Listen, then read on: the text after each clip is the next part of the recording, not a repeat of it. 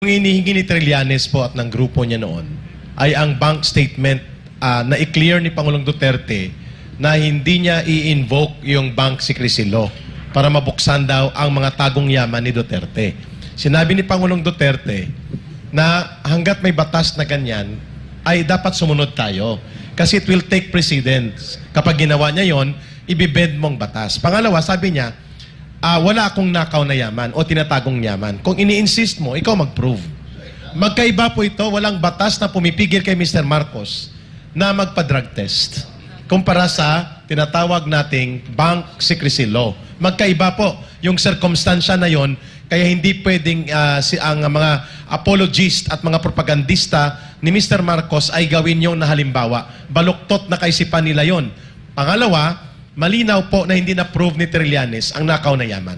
Kasi hanggang ngayon po, si Duterte sa karinderya pa rin kumakain. At hindi po makikita sa lifestyle at sa kanilang pamumuhay at pamamaraan ng kanilang pang-araw-araw na buhay, yung sinasabi niya hindi tumutugma. Hindi niya ma-prove. Pero, ang kanya ngayong amo ni Trillanes at ng grupo nila ay proven na may mga frozen millions of dollars na hindi may paliwanag, ill-gotten wealth. At maraming pananagutan sa mga nawalang kaban sa bayan sa panahon ng kanilang tatay ni Mr. Marcos. Yan po ang katotohanan. So yung drug testing po, there is no law. Nandito po si Senator ni Dina at iba pa mga abogado that prevents or prohibits the President or any official to undergo public, transparent, scientific, and believable, independent drug testing na dapat yan ay bukas sa mga mamamayan. Yan lang po ang rejoinder namin. Yes, Siguro sa akin, magkusang loob na lang si Presidente Bonget eh. Dapat sa kanya mismo, or kung hindi man, siguro yung mga malalapit sa kanya, i-convince na. Halimbawa, si Senator Amy Marcos, kung talagang sa tingin nyo ay hindi gumagamit yung kapatid, edi i-convince nyo. Katulad nitong kung Charis, si ano pangalan? Kong Sandro. O yun, nagpalitan pa sila what do you think, what do you think, what do you think? Dapat yun, nagkukusang loob. Tay, ano na? Ay, social pala. Para matapos ng lahat ito. Tapusin na natin. Diba? Yun ay si Congressman, what do you think? Oh, Congressman, what do you think? Sorry, nakalimutan ko na yung napapanood ko kasi kung Charis ang tawag nila eh. So, sorry po, nagtanong lang ha. Convince nyo na eh. Sino ba ang accountable dyan, responsable dyan, na para i-convince yung malalapit? Diba? Pa-drug test, wala naman eh. Kung negative, edi move on na tayo, doon na tayo sa baha. Pero at least, nasagot nyo yung taong bayan, yung kumpiyansa nila. Kasi before the election, wala nang kumpiyansa ang taong bayan eh. Duda na doon eh. Nabit-bit lang talaga ng boto ni BP Sara. Kaya nanalo. Hanggang ngayon, sabi ko, kahagating kayo niyan sa likod, yung pag hindi nyo hinarap, yung problema na yan. Tumama naman, 2 years after, hanggang ngayon, problema pa rin yan. Kunin natin yung side ng legal. Kunin natin yung side ng legal natin with Attorney Adam. Okay, so, this is not a private or personal issue on the President. The fact that he is the President of the Philippines. So, this is really a matter of public concern. And the Constitution, not the, ano pang ibig sabihin? Article 3 of the Constitution, it is the right of the public to know because these are matters of public concern. In relation to that, we have Article 11. Article 11, Section 1 of the same instrument provides that public office is a public trust. So the fact that you are the President of the Philippines, you cannot just invoke that this is a personal matter or confidential matter that must be kept between among yourself. Because again, this is an issue that concerns and so far hanggang ngayon hindi pa naman nag-admit or nag-deny si President. Walang ganun. How do we construe that in legal perspective? The Supreme Court made a ruling on that in the case of Bertulfo versus Nunez. Marami pang cases niyan, but I will just cite this case just for reference, where the Supreme Court clearly said that silence is almost always construed as implied admission of the truth of the charge. The natural instinct of man impels him to resist an unfounded claim or imputation or defend himself.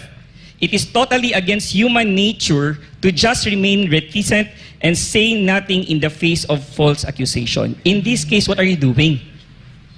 So, applying that rule, it seems that you are impliedly admitting that you are really using that.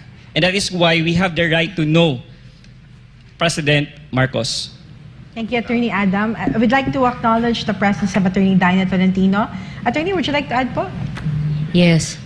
It would appear that what President Marcos, that the silence of President Marcos calls to mind betrayal of public trust. Betrayal of public trust is actually a very broad phrase which may include a lot of things, no?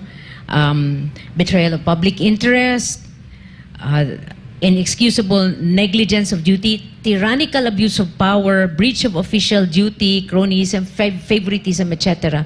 But the fact that he holds the highest position in the land and he has kept quiet on this, all it would take would be a simple denial.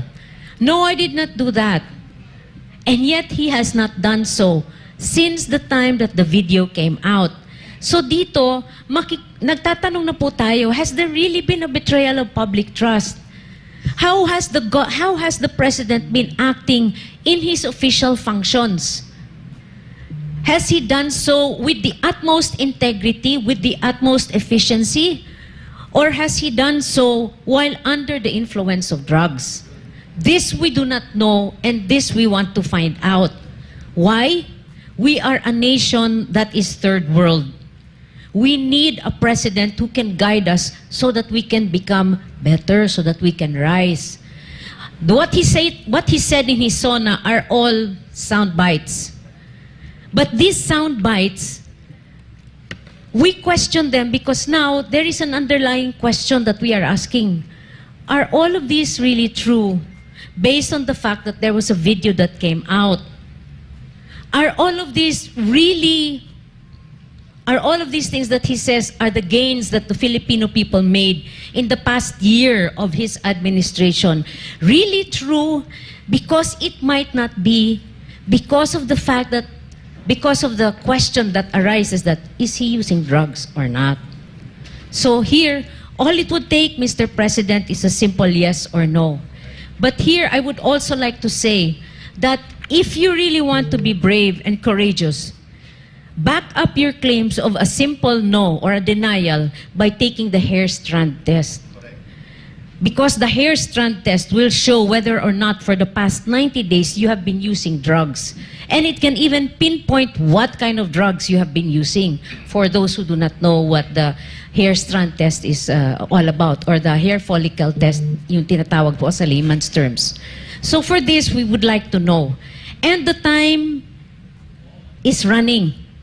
Will he make his denial after 90 days? That is the question. Thank you, Attorney. Since na-mention na ni Attorney yung regarding sa test, yes, Sir Banat. Gusto lang nating dagdagan at laruhin yung sinasabi ni Ma'am na ito po'y hindi personal na pag-atake sa ating Pangulo. Meron po kasing epekto kung sakaling totoo. Kaya nga po kung makikita natin, ganito yung klaseng pamumuno meron sa atin na tila hindi niya alam kung ano yung nangyayari. Tinanong siya tungkol dun sa bigas. Ang pagkaalam ko, ganito dapat. Bakit hindi niya alam? Pagdating naman dun sa flood project, ito ang sagot niya. Kahit baha-baha na. So, importante po na maunawaan ng mga Pilipino na hindi po ito pag-atake lamang sa karakter ng ating Pangulo. Ito po yung importanteng malaman natin para alam natin kung sapat pa ba at maayos pa ba siyang mamuno sa bayan natin. Kasi nga, tulad din na sinabi ni Ma'am, hindi ho ba kayo nagsasawa na ang bayan natin hanggang ngayon ganito pa rin? Diba? Kita nyo naman yung baha, grabe ho yun. Yun lang po, parang ang suminga lang ho yung langit pero grabe na ho kaagad ang baha. Ibig sabihin, we need a leader na talagang kayang pamunuan ng Pilipinas. Yun po yung tinatanong natin. Kaya pa ba ng ating Pangulo kung siya ay napagbibintangang gumagamit? Yes, Dr. Ring. At ano yun, sa madaling salita din, namimeligro ang buhay natin. Kasi para tayong nag-preview ngayon, di ba, dito sa bahang ito, na kalahati ng rainfall yun, hindi yun record breaking yung rainfall, kalahati ng rainfall ng mas marami yung sa Ondoy, malayo yon. Ordinary lang itong nangyari, pero anong nangyari, di ba? And being in the Pacific Ring of Fire, ang bansa natin ay talagang punong-puno ng kalamidad, no? So, ang ano pa nung narinig natin na yung GAA, yung budget natin, na dapat 20% ay inilalaan para sa mga disasters, wala na, ubos na, no? Halos 90% nawala na, no? So wala na yung 20% under the watch of this president. No, so meron tayong hinahantay, 'di ba, yung the big one, yung earthquake. At naalala nyo ba nung panahon ng pandemya ni President Duterte? Buti na lang siya yung president noon, ganun pa ulit-ulit yung sinasabi natin. And he got a 91% approval rating from the Filipino people. Habang sa buong mundo, yung mga leaders nila, bagsak yung approval rating, no? So, napakahalaga ng mga tanong natin ngayon at karapatan nating malaman kung ano yung mental condition ng Pangulo na ito. Miss Hannah, briefly Yes, Gary. mag-rejoin lang doon. Napakalungkot at napakadelikado po na ang reaksyon ng mga cabinet secretaries ng Pangulo ng Bansa, tinatrato na destabilisasyon ang pagtatanong ng mamamayan. Ang pagtatanong po ng mamamayan at paghahanap ng katotohanan at pananagutan sa mga namumuno ng pamahalaan ay tungkulin ng mamamayan at karapatan. That is a good citizen's duty, at the same time that is mandated on them as a sovereign power nila na maningil ng pananagutan at tungkulin mula sa pamahalaan. So ang mga statement ni Secretary Gibo Teodoro that we will run after the destabilizers, kakasuhan namin na mag-share ng mga video na ito, lahat na ito po ay mga palatandaan na ang taktika ng gobyerno ni Marcos Jr. ay manakot, mangharas, mang-intimidate at gamitin ang batas, weaponizing the law and weaponizing the instruments of the state to persecute and suppress the people. Nakalimutan nila na the greater the repression, the stronger will be the resistance. Ganon po yung kasaysayan ng mga pagkilos ng mamamayan. Huwag nilang antayin na kapag lumalim at lumawak ang pangil ng otoritarianismo, panggigipit at kanilang panunupil, even sa mga reliyosong mga grupo at mga individual, may hangganan din po ang pagpapasensya ng taong bayan. At hindi nyo po masisisi, Secretary Teodoro, Secretary Abalos, and even ang Armed Forces of the Philippines at ang Philippine National Police, when people will now stand up to exercise their direct sovereign will. At yan po ay pwedeng maganap at hindi nyo pwedeng pigilan. Yan po, Mr. Marcos, ang nakakatakot. Hindi lahat ng panahon ay takot at mag-aalangan ang mamamayan. Tinuruan nyo po ang Kingdom of Jesus Christ, ang kanilang mga ministers, ang kanilang mga church workers and volunteers na manindigan sa karapatan nila. At ito ngayon po ay nakikita sa buong mundo na dito po sa ating bansa, ang mga reliyosong mga mamamayan, bagamat sila ay hindi direktang na-involve sa mga usaping pampolitika at mga panglipunan na ito, itinutulak mo sila. You're pushing them against the wall. Kung kaya regular po kami nag-update sa mamamayan. I-remind natin si Gibo Teodoro, nag-number 1 po kayo sa bar examination. Ulit-ulitin po namin sa inyo. Hanggat hindi kami hayagang nananawagan dito na mag-alsa at mag-armas ang mamamayan at pabagsakin ang gobyernong ito, ang mga panawagan tungkol sa mga panunungkulan at karapatan ng mamamayan yon ay demanda kay Mr. Marcos at sa inyo, hindi po yan destabilisasyon. Yan ay bahagi ng buhay na paggalaw ng lipunan na nasa demokratikong kalagayan. which yun ang dapat manatili. Hindi yung inyong makitid at baluktot na mga pananaw dahil nabubulit kayo sa inyong pagiging gahaman ngayon sa kapangyarihan. Thank you. Yes, Attorney I Adam. would like to agree with Eric no na this should not be treated as destabilization, but this is a call for accountability. You have to remember that you are a public officer and it is your constitutional duty under Article 11, Section 1 that you must be accountable at all times. Again, let me emphasize that Article 11, Section 1, baka nakalimutan ninyo, public office is a public trust. And this is an issue right now of public trust. Public officers and employees must at all times be accountable to the people. And that is why the people now are asking that you have to be accountable. So yan. Doc Lorraine? Yeah. Yung nakakatakot na nangyayari na nakikita natin ngayon sa Marcos administration ay yung message na ibinibigay nila sa Pilipino ng public servants, no, ang mga high government officials, hindi nyo sila pwedeng galawin. No? Wala silang accountability sa atin. At pag sinubukan nyo silang tanungin, nung legitimate na tanong, saldi ko, totoo ba? Speaker, totoo ba? Idedemandahin kanila. No, that's a very chilling effect yun. Ang ibig sabihin, hindi tayo pwedeng magtanong. Nasa Supreme Court yun. May Supreme Court case niyan. Yung, may I read, no? Yung Supreme Court 1994 case. Ang naging ruling doon, as a public official, more especially an elected one, should not be onion-skinned. No? So, tapos the only balm, yung comfort mo lang is a clear conscience. No? So, nakakatakot yung ibig sabihin kasi si Saldico, congressman, ano pa yung position niya, something, no? So, ang understanding ko noon, no, wala kaming pinatulan na ganyan. It was everything, part of what we signed up for, yung criticisms, tsaka yung mga tanong. Therefore, pag ikaw ay criticize, pabayaan mo, kasi ikaw yung powerful, punch up yon. Pero pag ikaw ang dinemanda mo ang isang ordinaryong mamamayan, abusadong punch down yon.